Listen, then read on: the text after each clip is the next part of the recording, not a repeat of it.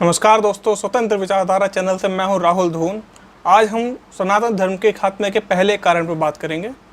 पहला कारण है दोस्तों, ब्राह्मण सनातन समाज का मार्गदर्शन करने में असफल रहे। दोस्तों, आगे बढ़ने से पहले आपको याद दिला दूं कि अगर आपने मेरा चैनल सब्सक्राइब नहीं किया है तो सब्सक्राइब ज़रूर कर लें और बेल आइकन को ज़रूर दबा दें। इससे आपको फ्यूचर में मेरे आने वाले वीडियोज़ का नोटिफिकेशन मिलता रहेगा। वीडियोज़ पर लाइक और कमेंट ज़रूर करें दोस्तों।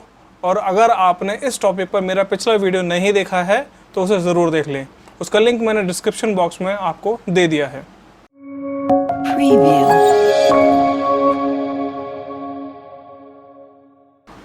दोस्तों, सभी धर्मों या कहें मजहबों में धर्म गुरुओं की खास जगह और रुतबा होता है।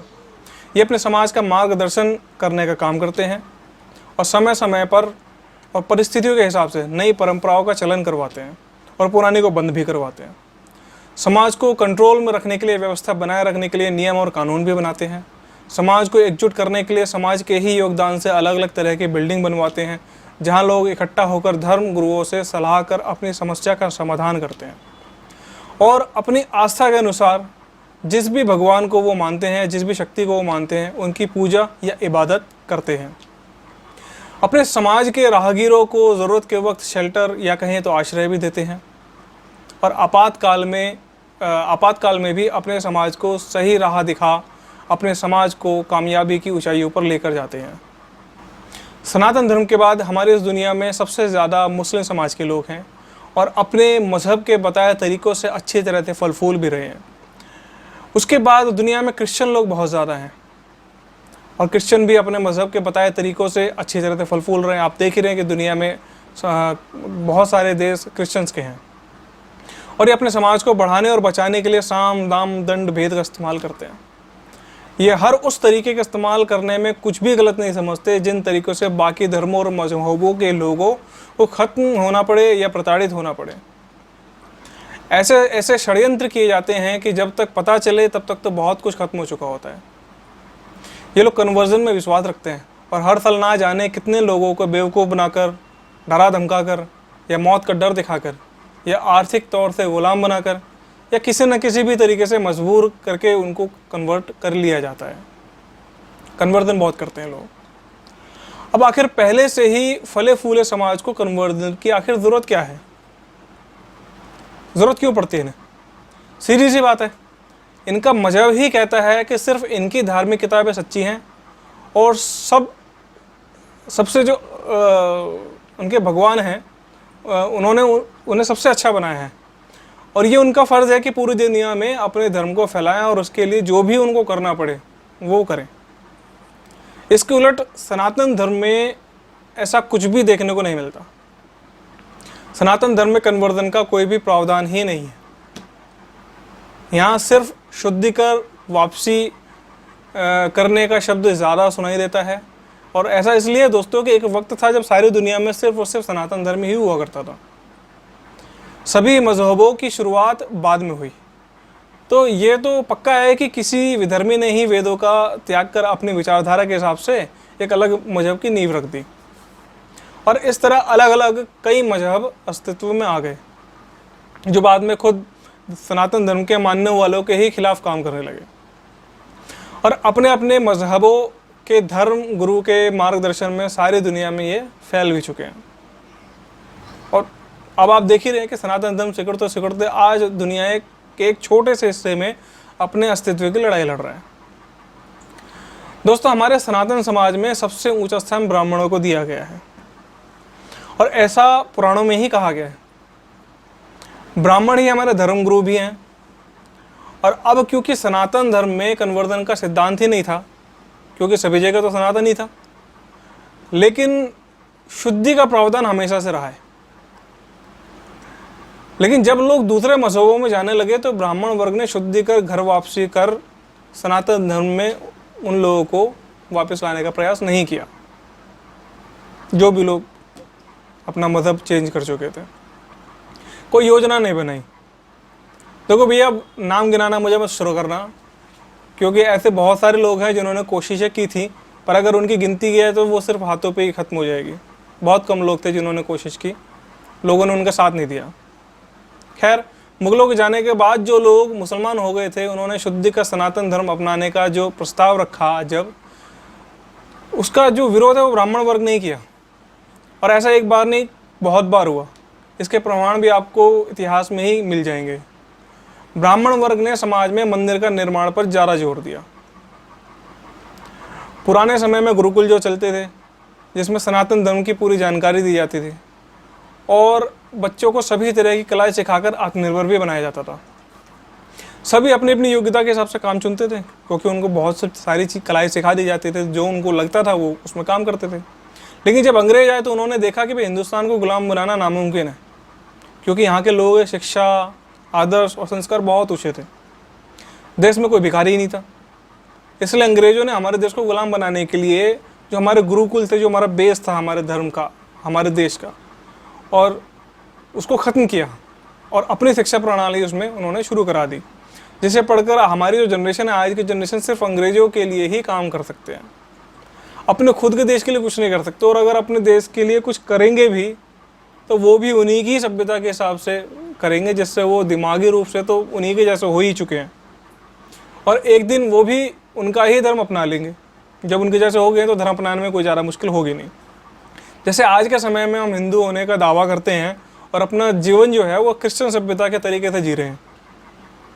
यहाँ केवल बात इतनी सी है कि सनातन धर्म के मार्गदर्शकों ने कभी सनातन समाज की इस समस्या का समाधान करने के लिए समाज को कभी भी रास्ता नहीं दिखाया।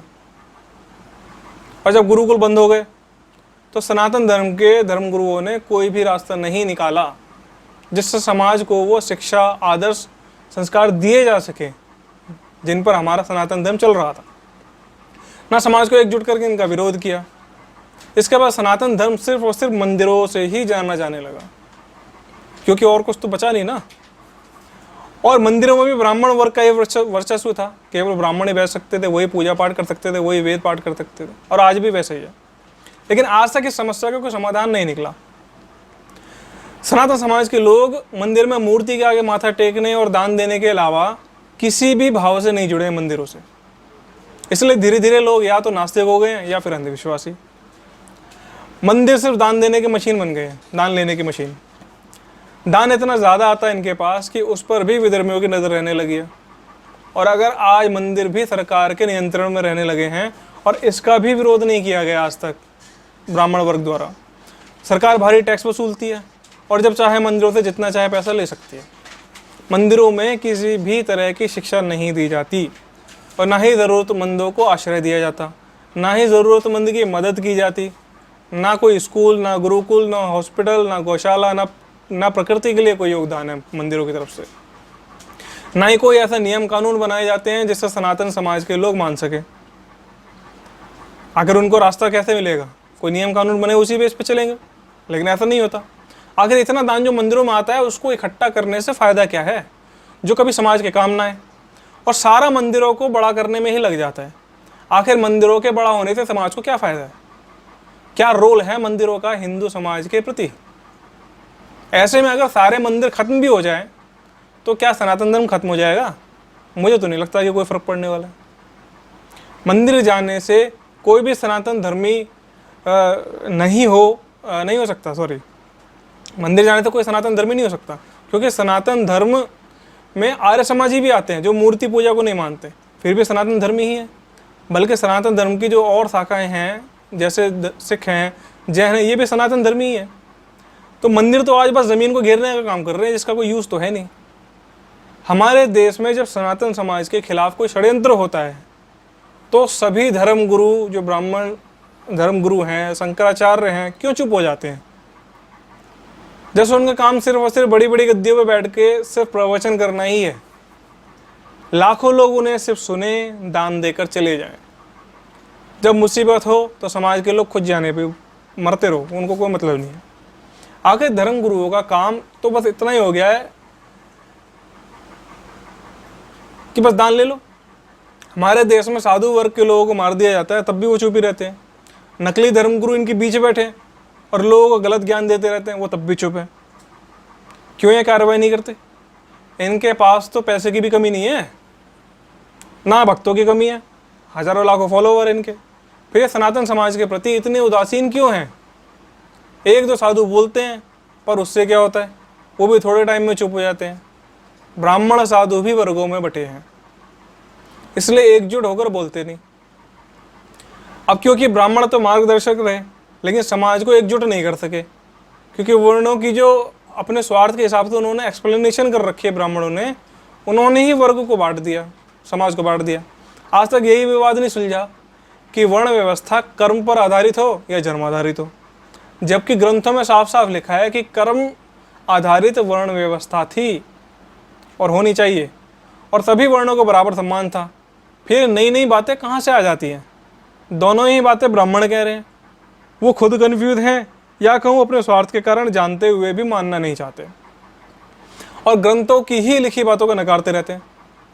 तो ऐसे में जब ब्राह्मण वर्ग ही एक बात पर सहमत नहीं है, तो समाज का मार्गदर्शन कैसे करेंगे? हर धर्म गुरु का धर्म ज्ञान अलग अलग क्यों होता है? राजा और क्षत्रिय भी ब्राह्मणों से ही मार्गदर्शन लेते थे, तो ऐसी क्या वजह रही कि समाज का पतन होता गया, पूरा समाज खत्म होता गया, और ब्राह्मण वर्ग समस्या की खोज कर समाधान ही नहीं निकाल पाया आज तक? वजह शायद यही थी कि ब्राह्मण वर्ग की जो वर्चस्व की लालसा थी और जो समाज के प्रति उदासीनता जो थी, उसकी वजह से उन्होंने कुछ किया नहीं।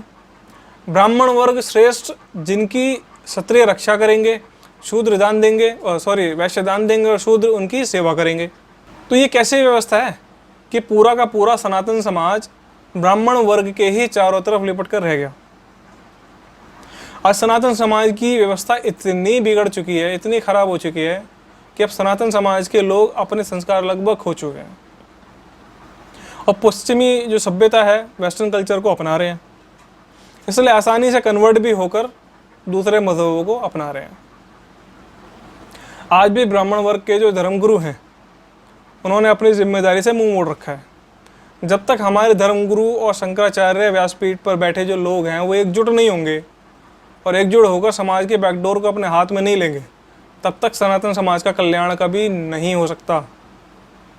जो व्यक्ति श्रेष्ठ है, उस श्रेष्ठ व्यक्ति की जिम्मेदारी भी ज़्यादा ही होती है, और श्रेष्ठ होने के नाते ब्राह्मण वर्ग की जिम्मेदारी समाज को सही डायरेक्शन देना था। अगर समाज के लोगों से दान लेने के बाद भी ब्राह्मण वर्ग समाज के प्रति अपनी जिम्मेदारी नहीं निभाता, तो वो सिर्फ अपनी दुकान चला रहे हैं। ऐसे में समाज दिशाहीन होकर अपना अस्तित्व खो देगा। अंत में कहूँगा दोस्तों कि अगर आपको मेरा ये वीडियो जानकारी से भरपूर लगा हो तो वीडियो को लाइक एंड शेयर ज़रूर करें, और दोस्तों कमेंट करके ज़रूर बताएं कि आपको वीडियो कैसी लगी।